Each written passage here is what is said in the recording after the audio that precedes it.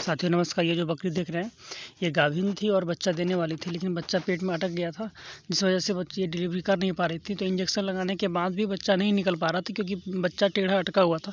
फिर हाथ डाल के मैंने ऐसे बच्चे को बाहर निकाला और इसमें से बहुत सारा ब्लड चला गया, बहुत सारा। 2 दिन से ये परेशान थी।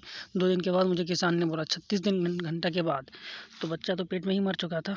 तो उन लोगों को लगा कि बकरी भी अब नहीं बचेगी। तो बकरी तो अब बच जाएगी, क्योंकि उसका पेट से बच्चा मैंने निकाल दिया है। काफ़ी ब्लड लॉस हुआ है, इसलिए मैंने इसे आरएल दिया है। आप इस तरह से आईवी जो है ना 2 जगह लगा सकते हैं, एक ईयर वेन में, जुगलर वेन में। तो मैंने ईयर वेन में दिया है, देखिए। और धीरे धीरे बकरियाँ भी स्वस्थ हो जाएगी। इस तरह से ख्याल रखें बकरियों का, और ज़रूरत हो तो आवश्यकता अनुसार ट्रीटमेंट करें। धन्यवाद।